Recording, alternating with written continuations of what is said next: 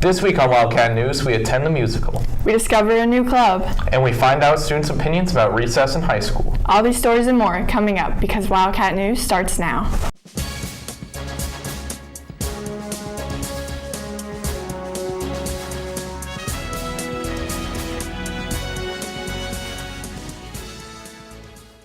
Good morning, Wes Johnson. I'm Mason Butcher. And I'm Miranda Bean.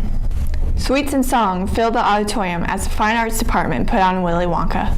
Last week, the Fine Arts Department performed the stage rendition of Willy Wonka. Junior Tyler Henry took on the role of Willy Wonka and shares how this year's musical differed from previous performances. We got a lot more tech and a lot more lighting so that we're able to do like bigger shows in the future. So I definitely think that this was like a turning point for West so that we can do more in the future. Sophomore Abby Stevens was a part of the ensemble and shares what it felt like to be a part of this performance. I think the atmosphere was really fun and exciting. Like everybody got along really well and everybody communicated with each other really well. So I think overall it was a really good experience. Sophomore Wyatt Nall feels being a part of school musicals will help him in the future. Some of my future goals is to be on Broadway. I love music, I love theater. This has given me an enlightenment on coming together as a community, and I love the atmosphere. Stevens shares why her favorite part was the fizzy drink scene. That's pretty new to us, and it's just really cool to see them get that opportunity. And all of us, like if you could have seen us backstage, we were like, oh my goodness, we're so happy for y'all, and it was really cool. Henry learned from this experience. If you're waiting on someone to tell you, they're not going to. And then if you're waiting for someone else's approval, that's not a good reason for you to be doing it. You should just want to do it for yourself and not for others. I don't really want to do acting in the future, but it made me like come out of my shell a little bit, and it made me be able to talk to others without being scared and nervous. And I think I'm going to need that in like college and like later on in life, so I think that helped me. Nall felt nothing but love throughout his performance. In the beginning, nobody really knew anybody, but I do thank Mr. Johnson for bringing us together as a community. This musical has given me a new family. We've just learned to love and accept each other for who we are. When we come together, I feel like they have my back and I have theirs. In school, out of school, I will be there for that family that we have created. I'm Miranda Bean, Wildcat News. Thanks, Miranda. A new club has developed. The Gay Straight Alliance Club was recently established and serves as a safe place at school for LGBT students and their straight supporters. Club advisor Emily Scott believes having a club like this makes life at school easier for some students. I do think that it makes the students who identify as LGBTQ feel like they have a strong support system. Often I feel like that population of our school has been kind of underserved and sometimes face difficulties that other students don't face. Senior and club member Anthony Ramsey believes anyone should join the club. GSA isn't just about, a club. It can really help educate straight people into, understanding what it is to be LGBT. So like, I'd say anyone should join this because, it's educational. Scott gets joy out of seeing what the club does for some students. It has been nice to see those students who have faced maybe challenges from their friends and family because of those issues. I have really enjoyed them coming to our club and feeling safe in that space. Ramsey believes all you need to join the club is an open mind. Doesn't even matter if you're straight, you can come. You just gotta, like I said, be willing to listen and hold good conversations and understand other people and their viewpoints. I'm Mason Butcher, Wildcat News. Thanks, Mason. Now let's head over to Grace and Betts with the rundown. I'm Grayson Betts, and welcome to the Rundown. Here's the last week's scores. Last Tuesday, girls varsity basketball won 44-28, and boys varsity basketball lost 78-52 against Cleveland. Thursday, girls varsity basketball lost 41-35, and boys varsity basketball lost 66-39 against Clayton. Now for the game of the week.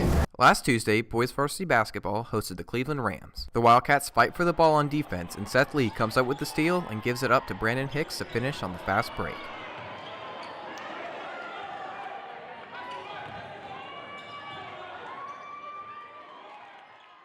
Brandon Sanders gets a steal and makes a three off the fast break.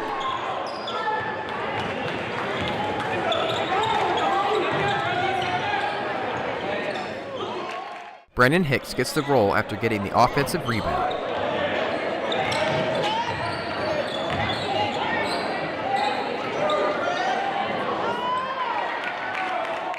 The Wildcats lost 78-52. Recently, the cheer team competed in their annual conference competition. Allison Wade reports. Spirit filled the gymnasium while the cheerleading team hosted a competition for schools across the county.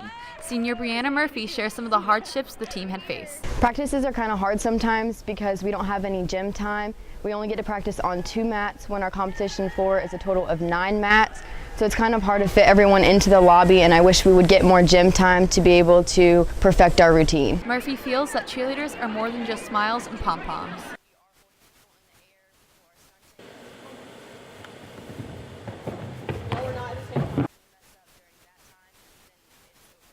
Coach Sarah DeGurchi feels that there has been many difficulties since tryouts in August. They've overcome a lot. We've had 5 people leave the team this year. We had somebody with the flu. We've had somebody with mono. We've had some illnesses. So my hope is that they hit what they need to hit and they're proud of themselves. The team spreads cheer to more than just the crowd. DeGurchi is among that group. They work extremely hard. They have been support systems for each other. We actually practice 3 or 4 times a week. And then during basketball season, they practice on game days for 2 hours before we actually cheer at the basketball games. I'm Allison Wade, Wildcat News. Thanks, Allison. That's all for the winter athletics season. I'm Grayson Betson. That's your week's rundown. Thanks, Grayson. Some people feel that recess should not end after elementary school. Caroline Carlson reports. What if high school students had recess? Maybe not with the playground equipment, but with the same idea. Junior Allie Fuquay thinks this would help her performance in the classroom. You're outside and you have that moment to kind of like de-stress, so whenever you walk back into the classroom, you're like, okay, I can focus now. I've had my 30 minutes of like de-stressing, and then you can just go back to like focusing. Senior Austin Dickerson believes that some students get antsy and need to move around. I think they need to go out and get their blood flowing. I think being stuck inside for 7 hours a day is like, it's terrible because you just feel all cooped up. You want to go do something, and you can't do that because you're stuck in the classroom. Dickerson doesn't consider lunchtime a break and thinks that the idea of power lunch should be rediscussed. 25 minutes at lunch it's just not long enough for us. We don't really get to do much. Like, you go in there and eat, and then you have to leave immediately. So I'd rather just have a longer lunch so I can go out and get some energy out and get ready for class again. Freshman Samuel Langness thinks that having a break during the day can hurt students, and Fuquay disagrees. I feel like high schoolers don't need a time in the middle of the day for free time because it could get them off topic, and then it'll be hard for them to get back on topic. If you think back to elementary school, whenever they come back from recess, the teachers always flip out because all the kids would be still going crazy because all the energy would still be going out. Where in high school, they don't have that problem because they don't go outside. There's a big age gap. Like, that's about a 10, 12-year age gap between high school and elementary school, and I feel like high schoolers kind of have that, a little bit more of that maturity level to kind of know, like, okay, I've had this time, now it's time to kind of like focus and just do my work. Fuquay and Dickerson believe that if students didn't have a break to go outside, having a class outside would be just as beneficial. Even if a class is outside, I still feel like that would be somewhat de-stressing because it's just more quiet and it's just kind of, it's prettier than looking at bricks all day. So I feel like it would just be a little bit more stress-free. I feel like the environment and kids' behavior is different outside rather than inside the classroom because they're kind of cooped up. I think having class outside, the French teacher used to take us outside like every now and then, and it was just so much fun. And I feel like I was much more willing to learn. I'm Caroline Carlson, Wildcat News.